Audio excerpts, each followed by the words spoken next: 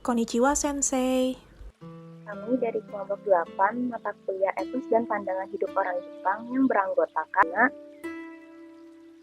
dengan tema etos kerja Katsushika Hokusai dalam membuat ukiyo-e. Katsushika Hokusai lahir dengan nama Tokitaro pada 31 Oktober 1760 dan meninggal pada 10 Mei 1849. Seorang pelukis ukiyo-e dan printmaker. Beliau dikatakan telah menghasilkan sekitar 30.000 lukisan, sketsa, cetakan balok kayu, dan buku bergambar. Hokusai sering mengubah nama seninya untuk mencerminkan keberangkatan baru dalam hidup dan seninya. Ukiyo. Pada zaman Heian, ukiyo berarti kehidupan di dunia yang sengsara. Adanya pengaruh ajaran Buddha dan pandangan Mujo, arti dari ukiyo pun berubah menjadi dunia yang tidak abadi. Hakana Yononaka, dunia yang tidak abadi. Pada zaman Edo, dengan berkembangnya kebudayaan kota dan bangkitnya kaum pedagang yang kuat secara ekonomi, ukiyo mengalami perubahan arti lagi. Hakana Yononaka de Arunara, ukarete asobu. Justru karena dunia ini tidak abadi, maka bersenang-senanglah sampai puas. Sampai puas di sini maksudnya mencari hiburan di distrik pelacuran dan tempat pertunjukan teater. Ukiyo-e secara harfiah berarti gambar dunia terapung. Ukiyo-e mengacu pada gaya cetakan dan lukisan balok kayu Jepang dari periode Edo yang menggambarkan subjek seperti aktor kabuki, pegulat sumo, adegan dari sejarah, dan cerita rakyat. Kehidupan kota, perjalanan dalam lanskap romantis, tumbuhan dan hewan, dan adegan erotis. Teknik cetak blok kayu ala Jepang. Printmaker Jennifer Worsley menunjukkan proses cetak blok kayu Jepang yang juga dikenal sebagai moku hanga, menggunakan campuran dari teknik dan alat tradisional dan kontemporer. Step pertama, mentransfer gambar ke blok kuncinya. Blok kunci berisi paling detail dari keseluruhan desain cetak dan berfungsi sebagai panduan untuk memposisikan blok warna. Untuk membuat desain ini, seniman akan mereproduksi gambar cetakan dari koleksi UMFA dan mentransfer itu ke blok kayu menggunakan spidol.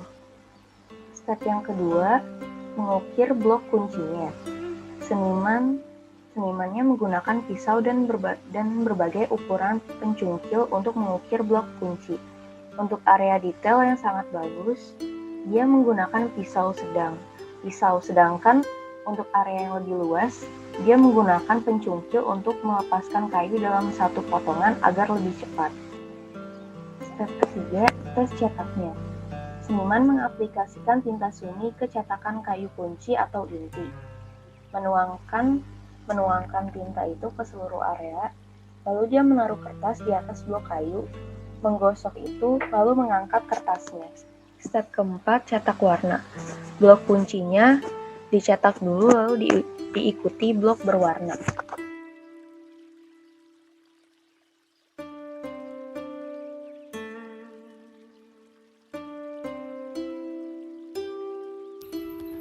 Selanjutnya ada hasil karya seni Katsushika Hokusai. Hokusai menerbitkan cetakan pertamanya, yaitu sebuah gambar aktor kabuki yang diterbitkan pada tahun 1791. Judul karya ini adalah The Actor Ichikawa Ebizo 4. Lalu ia juga pernah menggambarkan kisah hantu Jepang yang terkenal mengerikan, di mana seorang wanita yang dibunuh berusaha membalas dendam terhadap pembunuhnya dalam bentuk hantu. Karya ini berjudul Ghost of Oiwa yang diterbitkan pada tahun 1831. Selanjutnya, Hokusai juga membuat sebuah serial yang berjudul 36 Views of Mount Fuji. Serial ini menggambarkan Gunung Fuji dari berbagai lokasi dan dalam berbagai musim dan kondisi cuaca. Serial ini diproduksi dari tahun 1830 hingga 1832.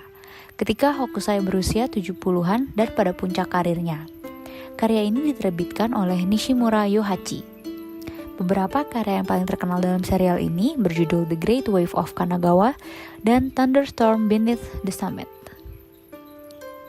Ya, ini ada judulnya Fukagawa Manenbashi shita Aoyama Enzanomatsu Bushu Senju Koshu Inume Toge Bishu Fujimi Hagara Sunshu Ejiri Koto Suruga Cho Mitsui Miseria Kuzu Ommayagashi Yori Ryogoku Bashi Yuhimi Go Hyakura Kanji Sazaido Koishikawa Yukino Ashita. Lalu ada Shimo Meguro Onden no Shuisha Soushu Enoshima Tokaido Ejiri Tago no Oraria Kuzu Tokaido Yoshida Kazusa no Kairo Edo Nihonbashi Sumidagawa Sekia no Sato Noboto Ura. Lalu Soushu Hakone Kosui. Berikut adalah karya Hokusai yang paling terkenal. Karya ini berjudul The Great Wave of Kanagawa. Pada lukisan ini dapat dilihat sebuah gelombang biru raksasa membayangi dua kapal. Lalu busa laut menyemprotkan pandangan jauh ke Gunung Fuji. Karya ini dipopulerkan di Eropa Barat di mana karya Hokusai mempengaruhi impresionis seperti Claude Monet dan Pierre-Auguste Renoir. Hari ini, cetakan asli The Great Wave of Kanagawa dapat ditemukan di banyak museum di seluruh dunia. Karya berikut ini disebut Thunderstorm Beneath the Summit dan merupakan salah satu cetakan paling terkenal dari seri 36 pemandangan Gunung Fuji. Meskipun karya ini tampak terlihat tenang, Gunung Fuji ditampilkan dengan warna yang sangat berat dan mengerikan. Kontur lereng gunung lebih bertekstur dan tegas. Salju yang ada di atas gunung langsung menyatu dengan warna gelap, lalu terbelah oleh kilatan cahaya yang dibuat dengan garis-garis zigzag yang kuat dan hampir abstrak. Karya berikut ini berjudul Okubie. Karya ini menggambarkan foto kepala seorang pelacur yang memegang tisu dengan bibirnya. Gambar ini berasal dari album buku Shunga yang berjudul Kinoe no Komatsu, yang artinya merindukan cinta. Karya berikutnya berjudul Woman Reading a Book. Pada saat itu, gambar tentang geisha merupakan tema yang sangat populer bagi para seniman ukiyo-e. Karya ini merupakan salah satu dari gambar-gambar lain yang menjadikan geisha sebagai subjeknya. Hokusai juga menjadi terkenal karena gambar-gambar erotisnya, yang disebut sebagai shunga dalam bahasa Jepang. Salah satu karyanya adalah The Dream of Fisherman's Wife, atau dikenal juga dengan istilah Girl Diver and Octopi. Karya ini merupakan salah satu karya erotis yang paling ikonik, sehingga banyak dibeli oleh pria dan wanita selama periode tersebut. Pandangan hidup Hokusai. Ketika dia mengambil nama Litsu pada tahun 1820, dia percaya ini adalah awal yang baru baginya. Dia percaya karyanya akan terlahir kembali pada usia 61. Hokusai percaya bahwa semakin tua usianya, akan semakin baik hasil karya seninya. Dia berlatih setiap hari dan percaya setiap tahunnya, maka akan semakin baik karyanya. Hokusai bangun saat matahari terbit dan melukis hingga larut malam. Pada usia 100 tahun, dia yakin dia akan mencapai puncaknya. Pada 1839, studio serta karya Hokusai lenyap oleh api. Karirnya pun mulai menyusut. Ditambah ada seniman muda yang tengah populer seperti Andi Hiroshige. Namun, Hokusai tidak pernah berhenti melukis. Bahkan di usia 87, ia menyelesaikan lukisan yang berjudul Ducks in the Stream. Kata-kata terakhirnya sebelum meninggal adalah seandainya surga memberikan saya 10 tahun lagi atau hanya 5 tahun lagi, maka saya bisa menjadi pelukis sejati. Selama periode terakhir hidupnya, seni menjadi keyakinan spiritual yang menguras tenaga dan pencarian menuju keabadian. Dorongan dan komitmen untuk berkarya benar-benar menginspirasi banyak orang. Etos kerja. Etos kerja merupakan suatu sikap, perilaku, dan tindakan yang dilakukan oleh seorang individu yang akan mendorong individu tersebut untuk bertindak dan mencapai hasil yang optimal.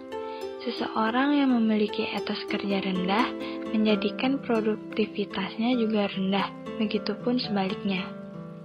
Etos kerja Hokusai. Etos Hokusai terletak pada hanpon atau word blueprint dikarenakan prosesnya yang rumit mulai dari mengukir lalu memberi warna secara bertahap.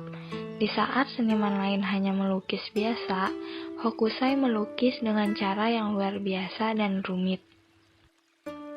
Kesimpulan, Katsushika Hokusai mengabadikan seumur hidupnya untuk pengembangan artistik dan pencarian kesempurnaan.